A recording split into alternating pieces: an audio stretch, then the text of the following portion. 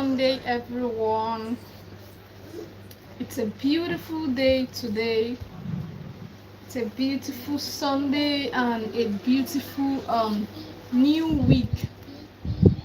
We're here today again as a parental coach that I am to give us some tips again.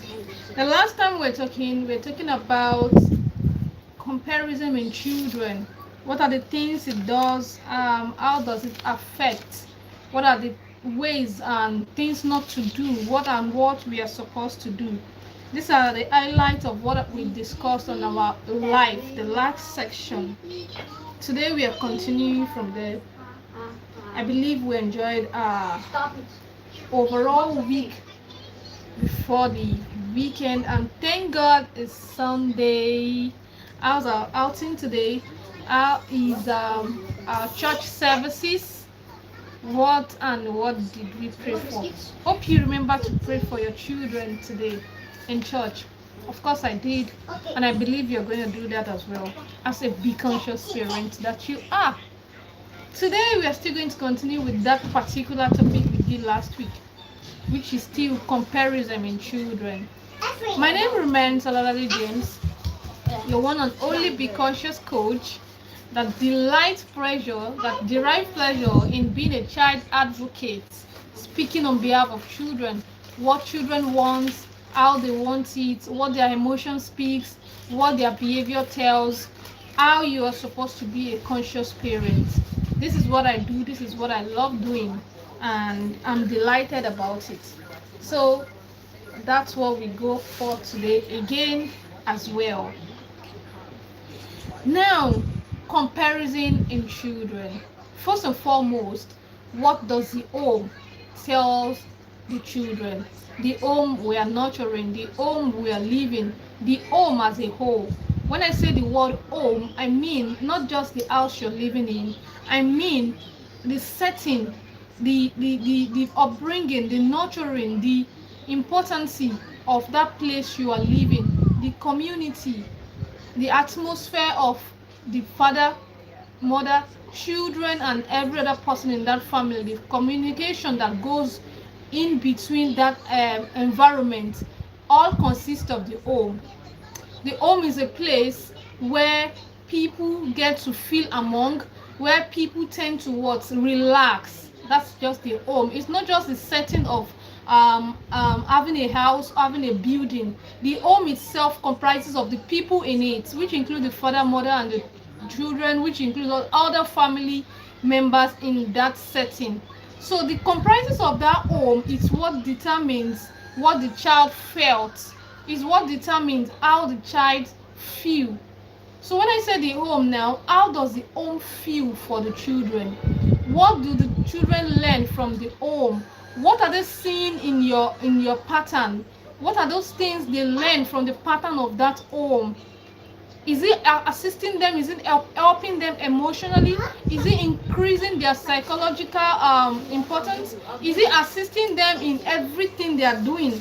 Does the home has an impact in their life? These are things we need to know as conscious parents, conscious mom and conscious dad. And that's why I'm always here to create awareness about you being conscious, be a conscious parent, and we call it Be Conscious. And that's what I do. So today I'm still going to talk about the topic comparison in children. Now, in the setting of a home, do you compare your children? Do you compare child A to child B? Do you compare child A to other siblings or other children around? No, the last time we were talking about this topic, which was the last time I was on live, I made mention of some examples, and I believe some people might still be here that watched that particular section, where a parent usually compare their children to another children. I stated some of the effects, which I am still going to talk about today. Why do you like comparing? While growing up, we noticed that during that era, while we are being trained, we are trained by parents that never sees anything bad in comparing their children. They never see it as anything hurtful.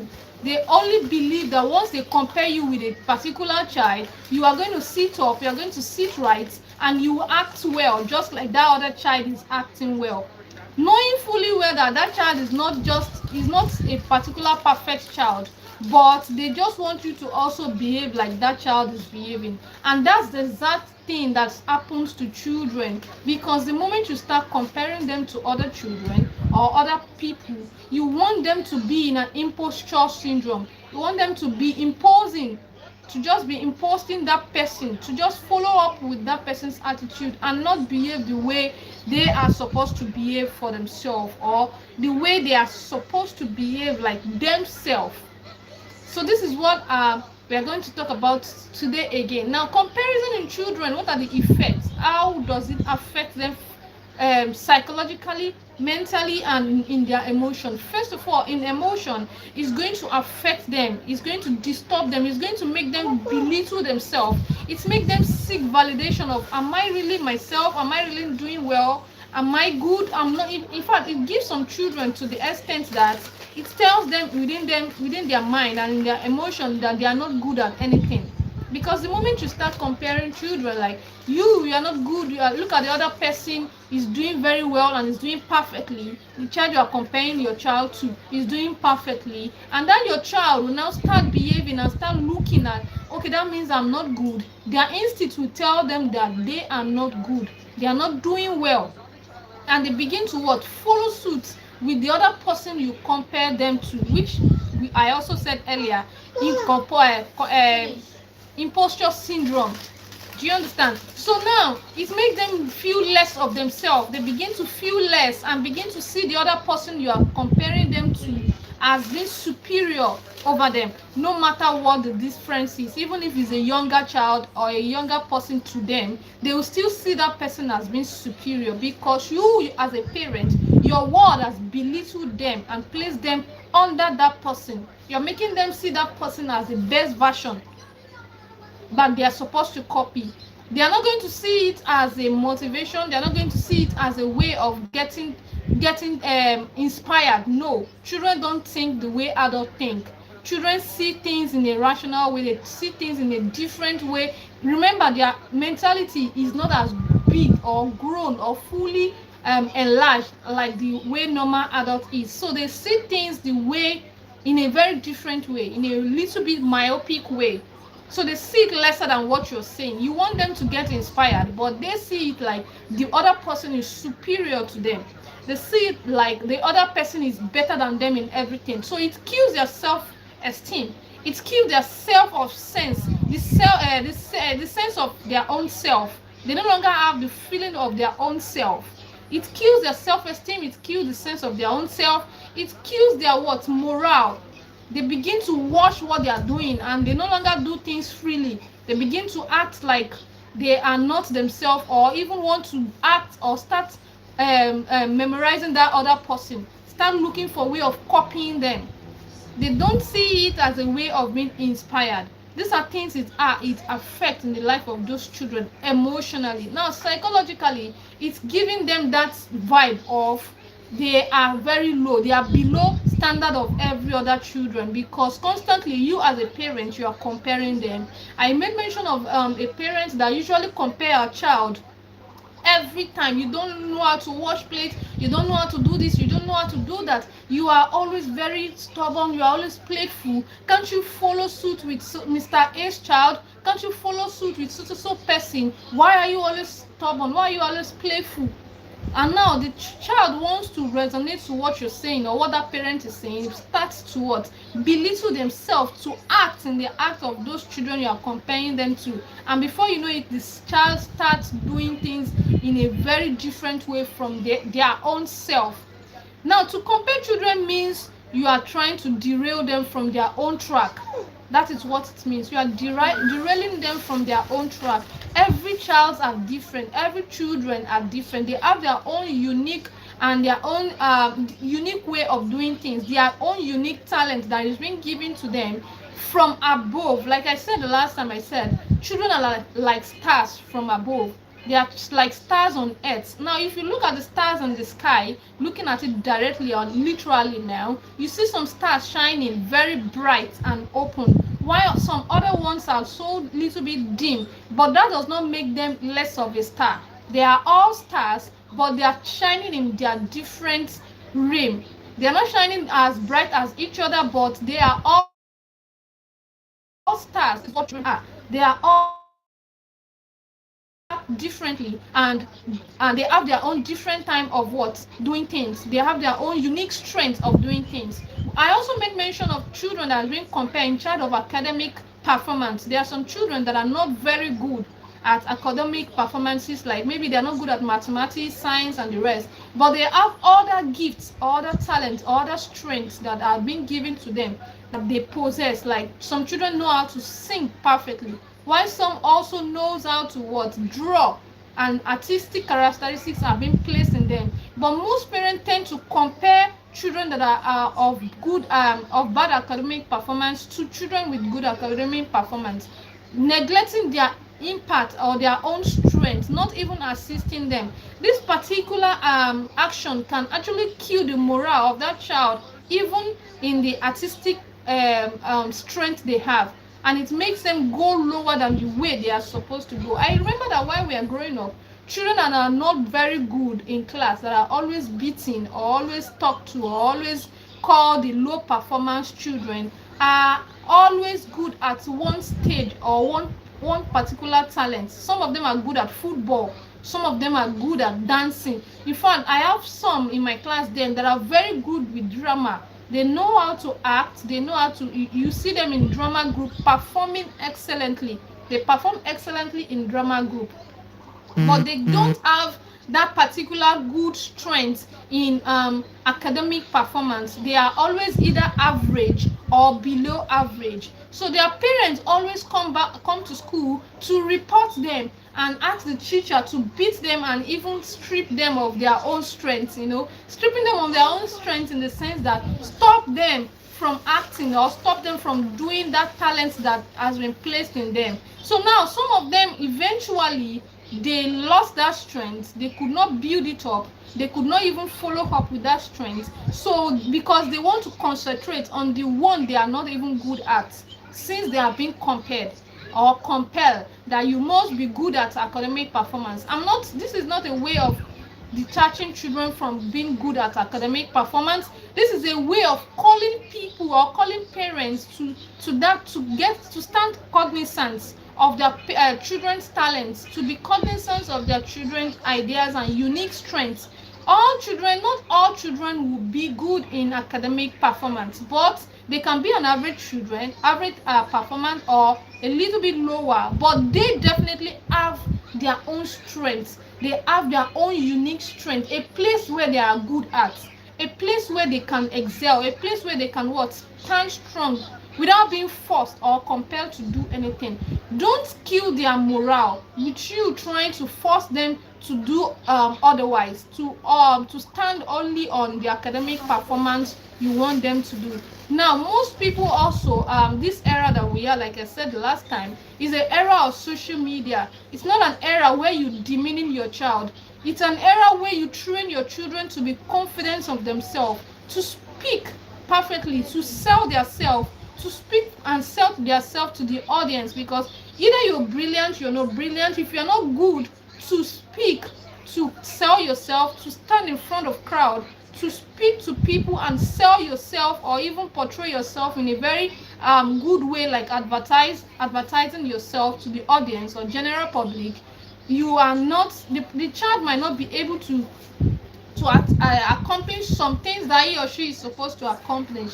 Because now in the era of social media is a new technological era where parents need to keep enhancing their children's voice. Their voice has to be heard. This is what I'm saying. Comparison does no good. It does not do any good to the child. Instead, it demeaning that child.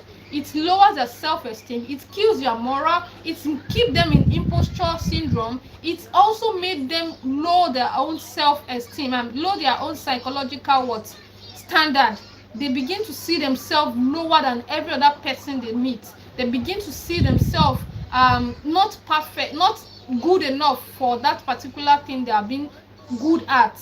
They see themselves lower in everything they do. So in the era that we are now, we're no longer in the era of I'm coming. We're no longer in the era of parents trying to force a child to look at the other children before they begin to what? Do things. We are in the era of encouraging your children. Encourage your children such that they will be able to stand, they will be able to face crowd, they will be able to speak their mind, speak their truth, say things the way it's supposed to be, say yes when they are supposed to say yes, and say no when they are supposed to say no, without feeling guilty of it, without holding any string to it. Mike, go and watch your film. Go and watch your film. Leave him.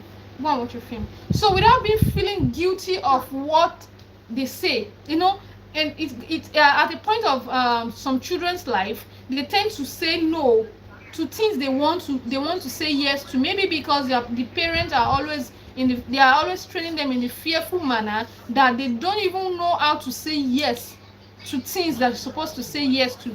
They don't know when to say yes. They don't know when to say no because of the fearfulness that has been instilled in them from home. They tend to feel bad if they say yes when they are supposed to say yes, because they have this empathy of making themselves to suit some other people. They have the empathy of trying to please people. Now the word people please, that they begin to please people at some extent because they don't want to say no. They don't want to inconvenience those people at their own inconvenience. These are things that shows up in children that are being compared with other children. They tend to inconvenience themselves to please other people. So in this era, in this technological era, we should tend to as parents or prospective parents, that you're not a parent yet, but these are things you also need to instill in your daily activity or in yourself, such that when you become a parent, you can consciously do these things with ease, without you being forced or without you being struggling to do that. And how can you do this? How can you stop comparing? Start with you noticing or healing yourself if you were once compared as children. I know most parents that are in the era of 1960, 1970, 90s, 80s, they are mostly people or parents that are being compared.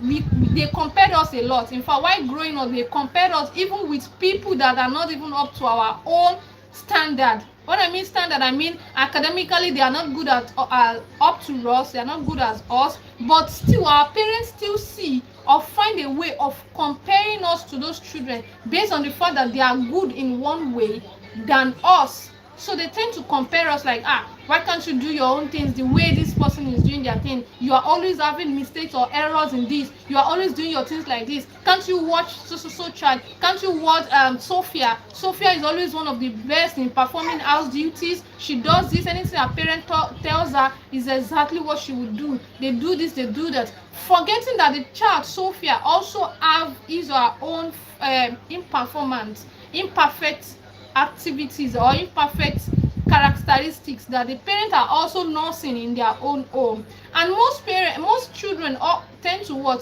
be in a fearful mood to be a good child at the front of their parents, while at the back or behind they tend to misbehave and do things because they've been placed in a fearful mood at home. They tend to feel relaxed outside more than inside of their home. This is why I defined a home. I said a home is a place where a child is supposed to feel free, feel fine, and feel relaxed at the setting of everything, both the emotional setting, the physical setting, the psychological way of dealing with each other in that house. A place where a child is supposed to feel safe.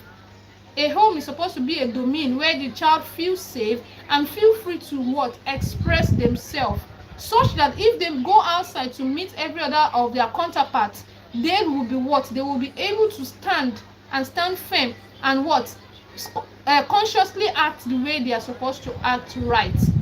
But if all these things are not being done well inside the home, the children tend to have this fear in them. They tend to have this low self-esteem. They tend to have this inferiority complex because they have always been compared to other children. Now, parents need to also still understand that if you don't do right, if you don't deal right with your children inside the house, if they can't even speak their own truth. They can't tell you confidently what they want and what they don't want without you nagging or without you yelling at them. Then you are forcing them to go outside and get that pleasure or get that thing that you are deriving them off in their own house. You are forcing them to go and get it outside. We've had cases of children that cannot speak well or cannot even do well in their own room, in their own houses. But if they go outside, they become that, that extravagant child that what does a whole lot. I remember while in school, then in higher institution, some children are like deeper life in their house. They don't wear earrings, they don't speak, they don't talk, they're always going where they don't wear trousers. Yes, they don't wear trousers at home, but immediately they resume to school, they have their trousers, they have their earring, they go clubbing. In fact, they do excessively than children that are being allowed to what to do the things, the little things they're supposed to do to what to give them pleasure. They do it extreme. They make mistake. They tend to start making mistakes because they are now what doing it in a secret way. They don't want to allow parents or their guardians to even know they are doing it, such that they will not be what placed on the right track, such that they will not be what advised. Don't do it to this extent. Don't do it to that extent. This is why parents need to what accommodate children and let them see reasons why they should not do things. Let them try and see. Let them what give them trials and errors. Let them what make their own mistakes. Let them see it and do it in your presence rather than going outside to do it. Don't allow them, don't expect them to be that good child every time. Let them do those mistakes. Let them make those errors in your presence, such that you can what tame it. You can what advise. You can also correct them in why they are making that mistakes. You can make give them that corrections on things they should not do extremely. Now this of my some of my colleagues or some of my friends in school, they will tend to wear their trousers at home, their skirts at home, but while they get to school, they put on long earrings, put on trousers, fixed eyelashes, do all sorts, and start roaming about in the streets of higher institution, then because they are not allowed to go out at home. They are not even allowed to have friends. They are not allowed to do all whatever it is that pleases them.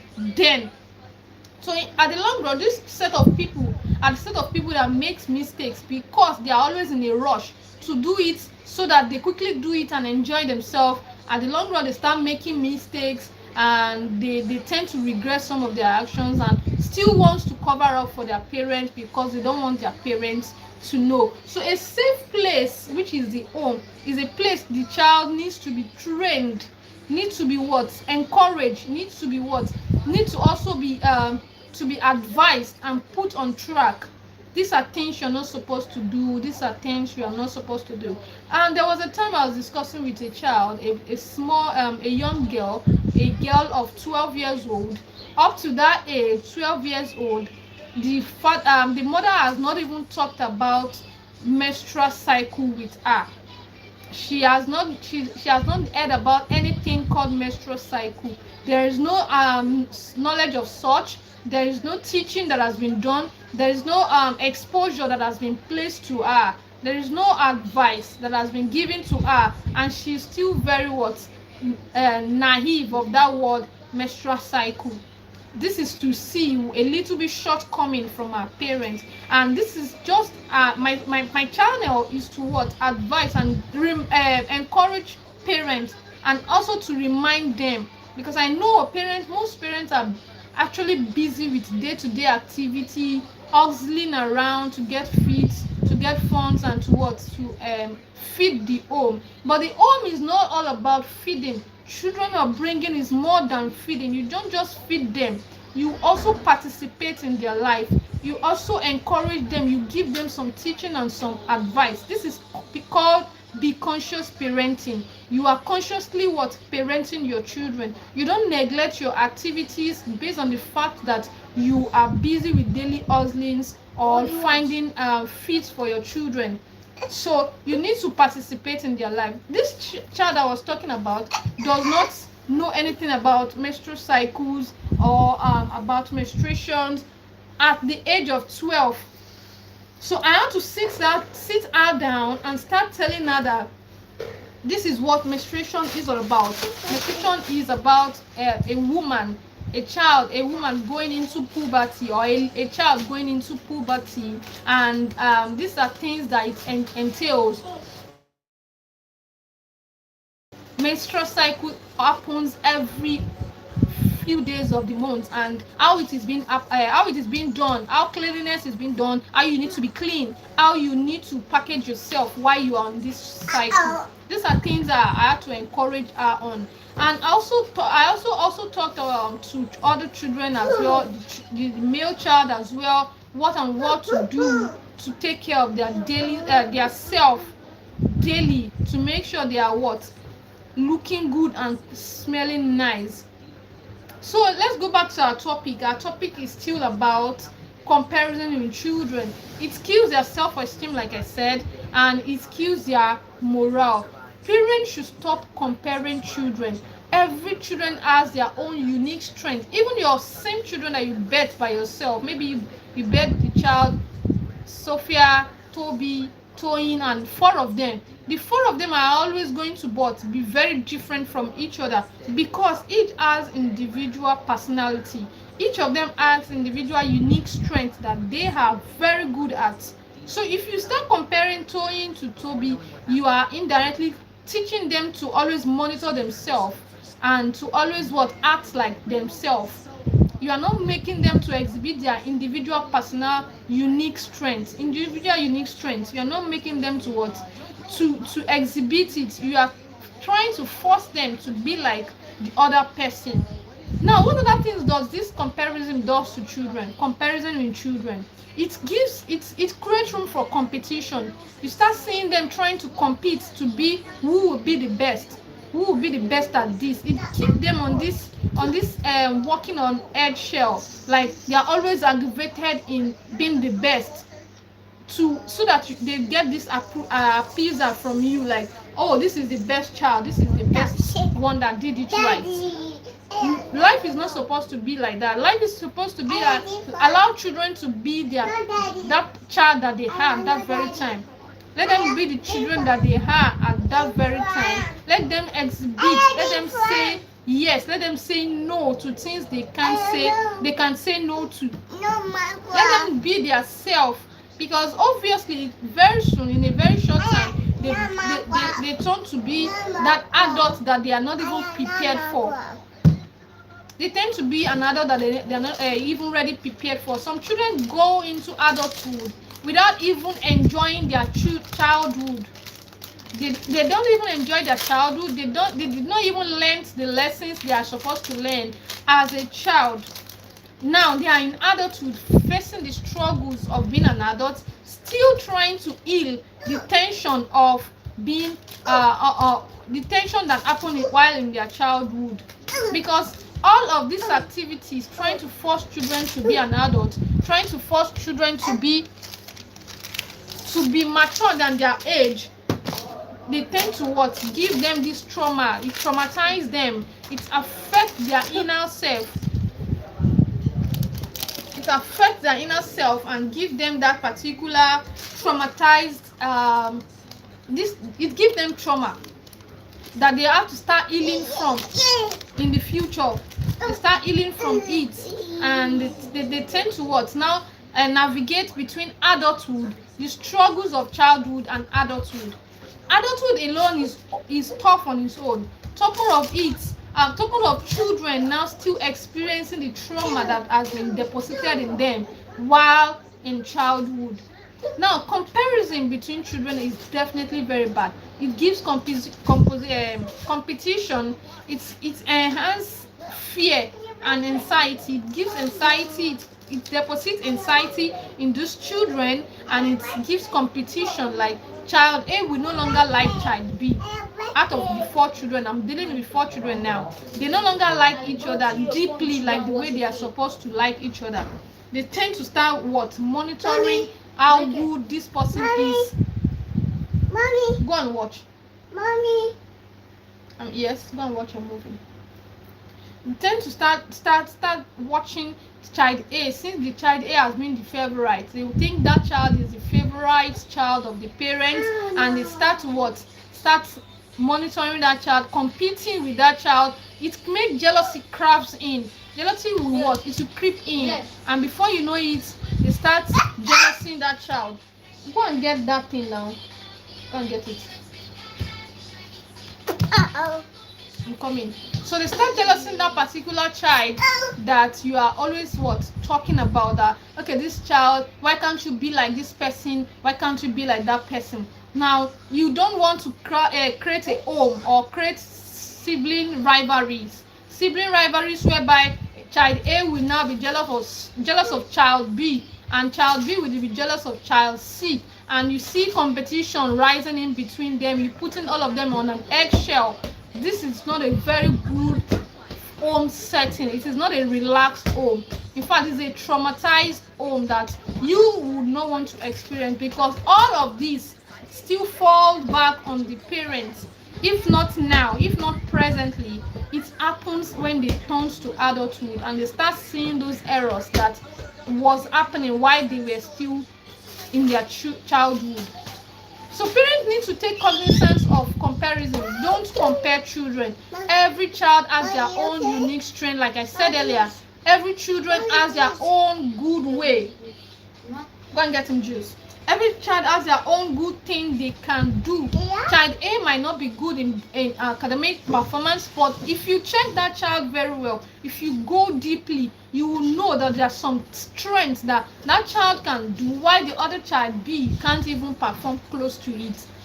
So even as an adult, you will know that there are sometimes adults we are not perfect. You see some adults that are very good at this and others that are not good so much at that. So if you start comparing yourself, you see that you are not going to be what? Acting in imposture syndrome. You are now going to be acting as if you are following the shadow of that other person, and now it brings inferiority complex.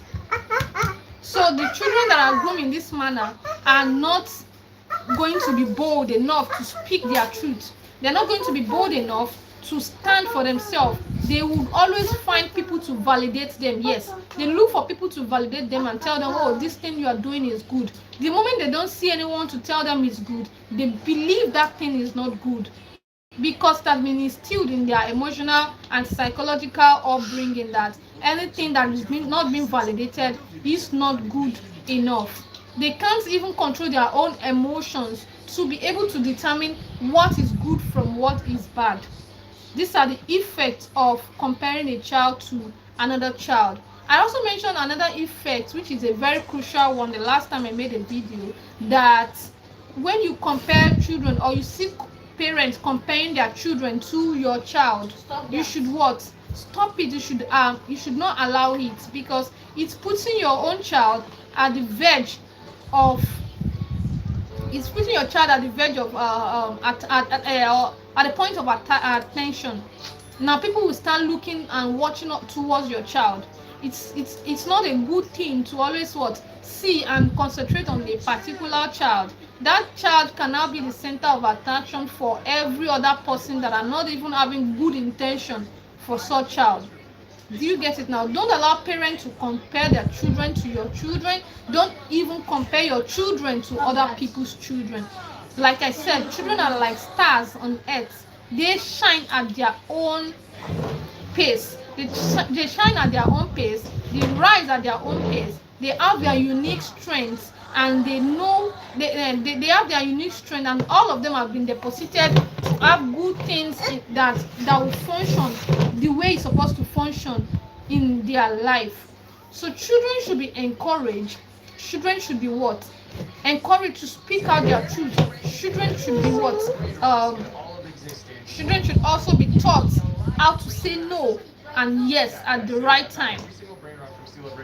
And they should be taught how to believe themselves. There's so many things a conscious parent needs to teach their children, which includes speaking out your truth, speaking and facing the crowd, selling yourself, encourage them on business ideas. Yes, they are not too small to know about business ideas.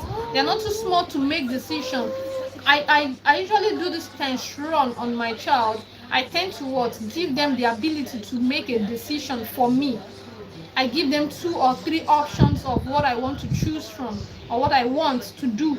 Then I allow that child to what? To make that decision, choose something good for me. And immediately that child, anything that child choose is what I'm going to do.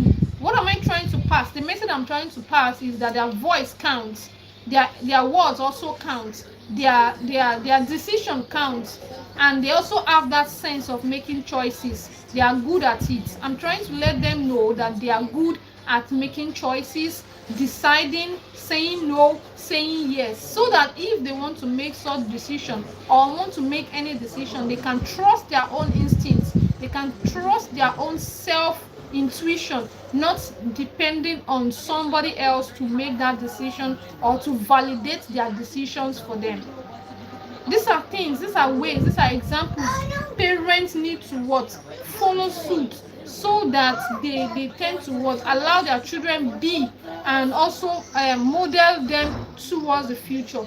Teaching them business ideas, encouraging them to make decisions for you, allowing them to perform things at their own pace, making them go at their own pace, not forcing them to watch some other children act, allowing them to be their self and expressing themselves. These are things that parents, be conscious parents, needs to do. If you follow suit with some of my videos, you see I also talked about comparison, how it leads to traumatized children. I've also mentioned that today, how it leads to traumatized and how it affects them while in adulthood. So like I've been saying, it's also a good way to what? Allow children be in a very good mood at home. Children that have always been traumatized or been criticized, they are always what?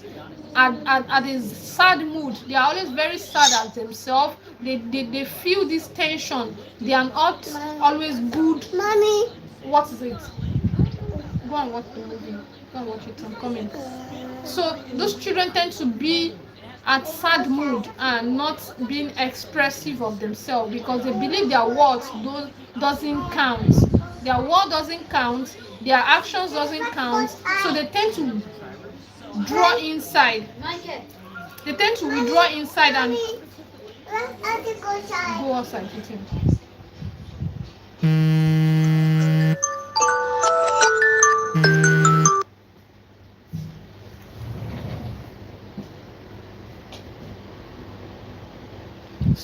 So those children tend to what? Withdraw inside, and they will not want to perform the way they have been performing before. They will no longer want to talk because they now feel ashamed of themselves after being criticized, after being compelled.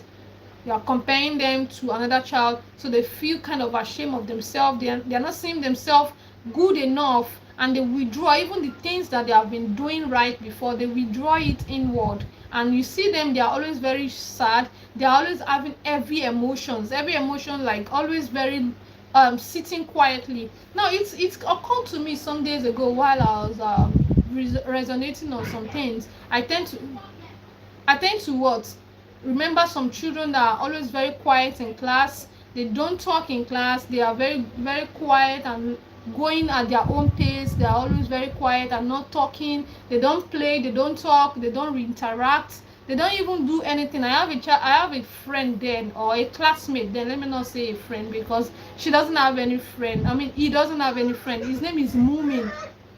So this particular boy doesn't have any friend. He's very timid. He's having inferiority complex. He can't even speak his name. If you ask him, what is your name? It's always very tough for him to say it. So because he can't speak English perfectly, and he's not good with some academic performance. So he has been tagged a useless child. He has been tagged, and he has accepted it as a useless child, as someone that is not useful to the economy. What is going on? He has been tagged by someone that is not good to the economy. Let him come inside. So he tends to now what? Withdraw inside. Even everything that he's good at doing. Go and sit down there. everything that he's good at doing naturally, he tends to stop everything. He stopped everything and he started feeling so shy of himself. He felt so ashamed of himself. He no longer speak. He now had to what? Keep quiet at every instant, at every moment. He kept quiet and he made sure he doesn't speak too much. He's always watchful of himself, and this particular attitude affected him to the extent that it even gave him some health issues. How do I mean by health issues? It affected his mouth because he started having mouth odor. There are some times when as an adult as well, if you don't speak out very well, if you don't talk, express that mouth, let your mouth open and the air inside goes out, it tends to give you some odor that you don't expect to have.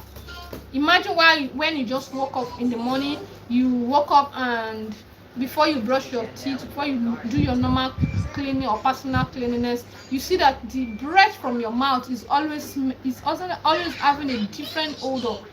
So that's because your mouth has been placed on hold for a while you were sleeping. You did not express, you did not bring out any air, you did not allow the inside to come out, you did not exchange air.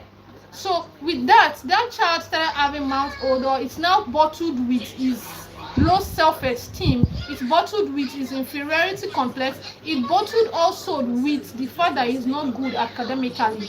So all of this still affected him more. The more he's compounding, the more it's affecting him, because he now tends to get worse in academic range. He cannot interact with other children such that they will now teach him or tell him how to do the necessary things they are supposed to do in class. And so this boy went very low, and I'm very sure that at home, while he's at home, he's seen as the worst child, and that he has accepted it. He has accepted it into his emotion. He has accepted it into his psychology. In fact, the psychological effect is more than his emotion, because it has actually disturbed his brain, and his mental capacity has been destroyed because they are comparing him to other children. They did not see any good thing among what he's doing or between what he's trying to do by his own self. They are always wanting him to be someone else. That is his parents. They want him to be like somebody else, not like himself. So parents, we need to take cognizance of this. Parents, we need to be so conscious of our parenting skills. We need to be conscious of our parenting skills. You need to remember that these children you are grooming now, they are not just going to be children forever. They are not going to be under you forever. They are going to have get to a stage that they would move to meet, to stand on them or by themselves, to also talk for themselves. A place where your voice will not be heard, you can't speak on their behalf. A place where you can't stand on their behalf. A place where they will have to stand by themselves. You need to train them now to be able to meet up to that standard. The more you train them, the more they get good and better at that particular thing you are training them on. Now, when I was making videos some while ago, so I saw some comments that children, somebody said you need to beat children, you need to force them, you need to beat them.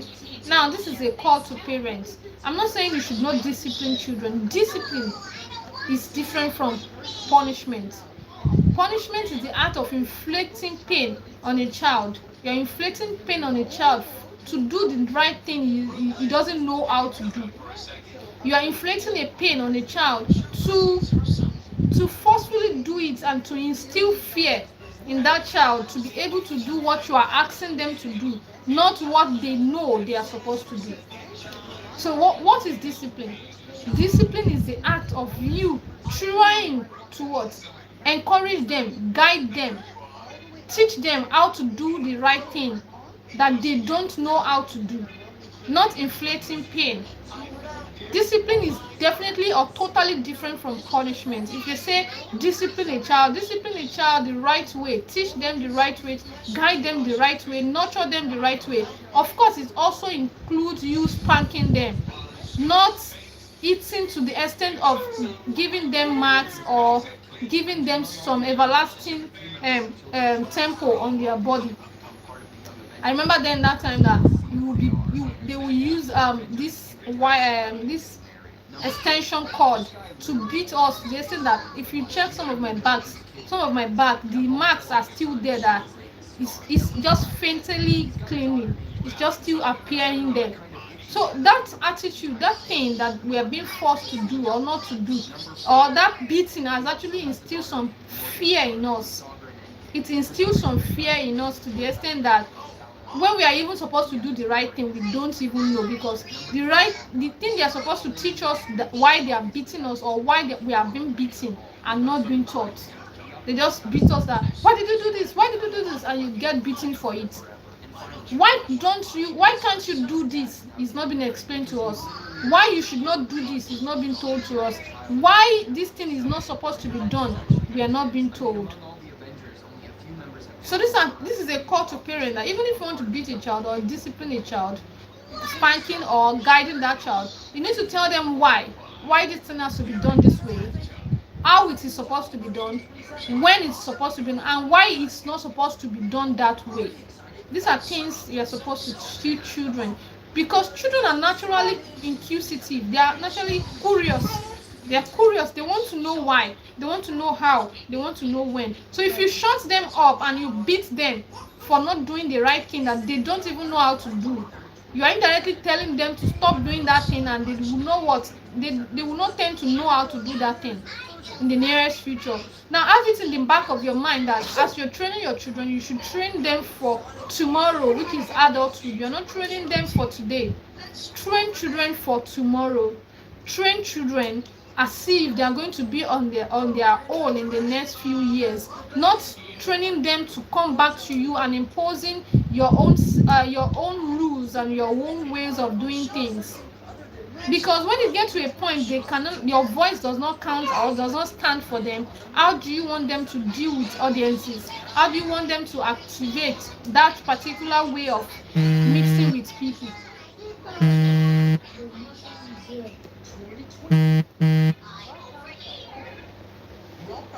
So I believe we've said a whole lot today. And who is this calling me now?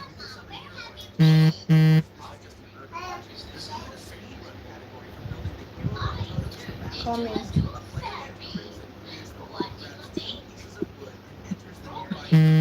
Mom,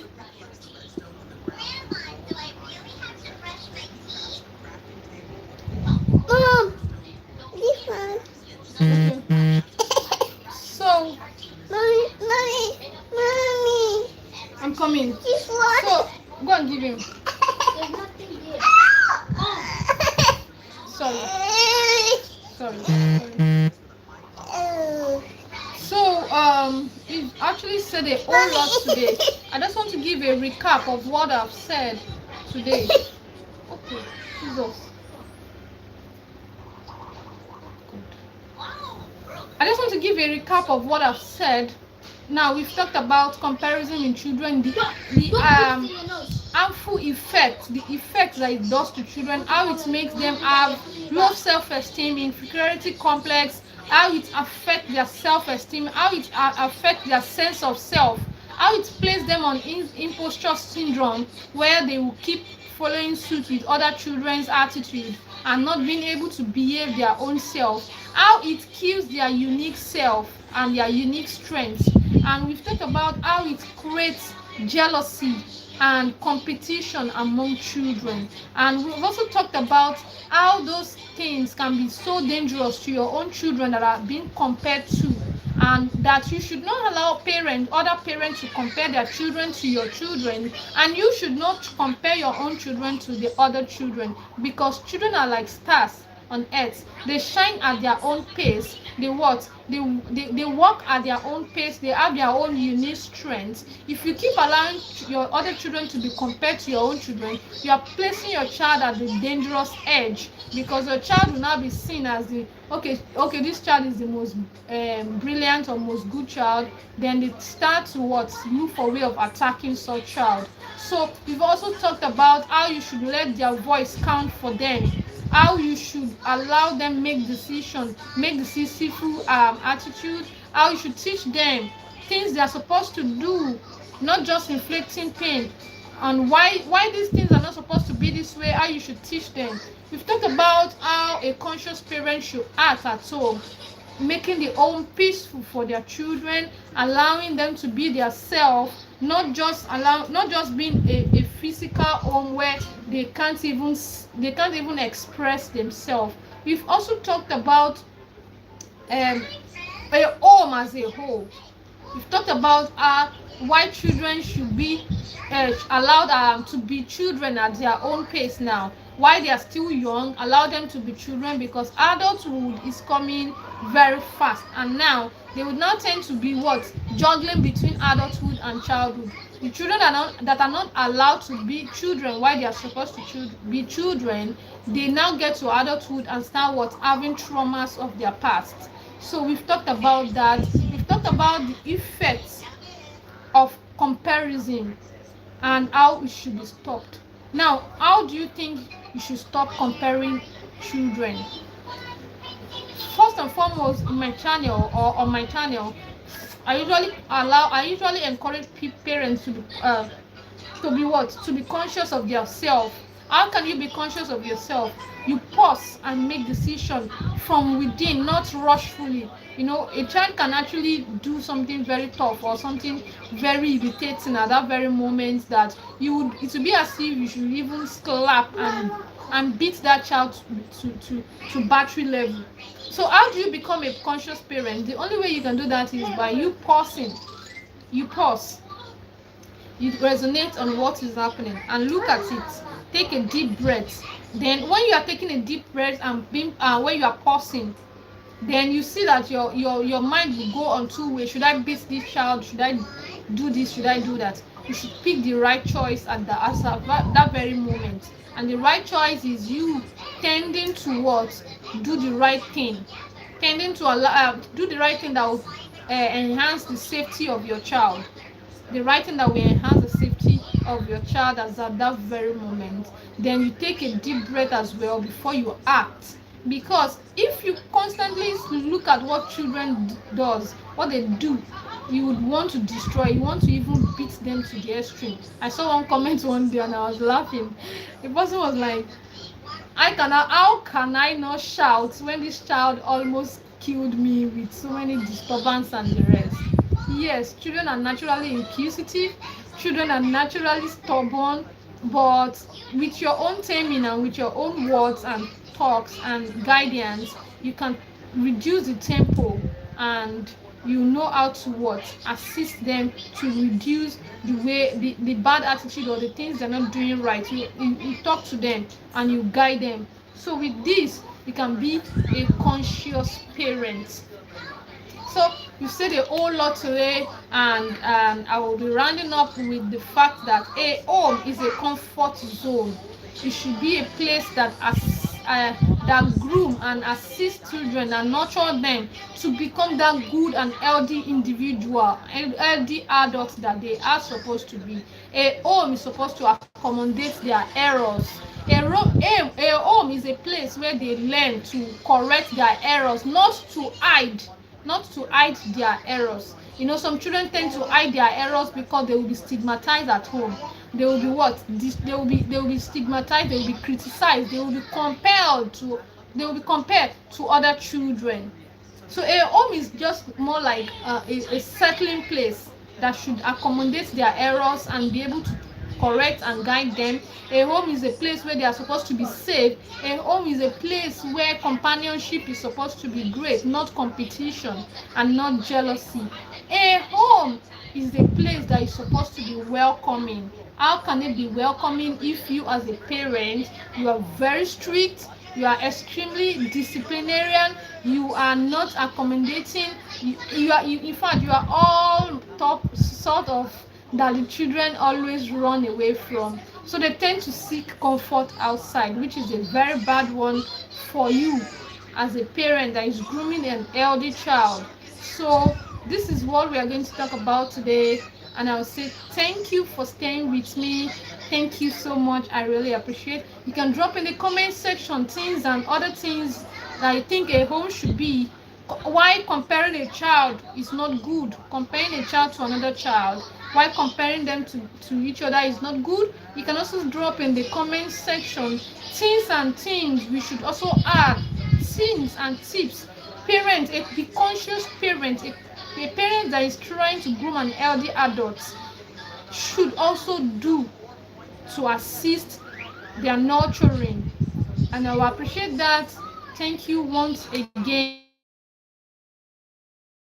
My name remains Ololade James. I'm your Be Conscious coach. We talk about parenting. I talk about nurturing a good child. I'm helping parents to what? Stay awakened in nurturing a strong and healthy adult, a happy child.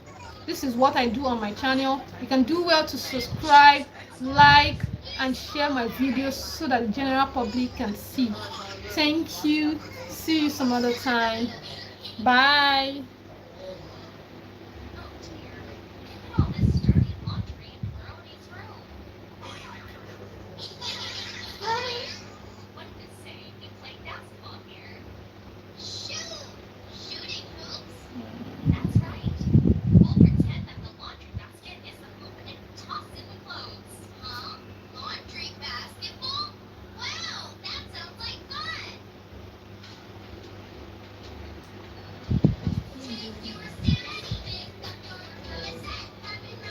Okay, let me check some of my comments. Hi, why are you? Hi, good morning. Okay, thanks everyone for joining. Really appreciate it. Where do I stop this? Okay.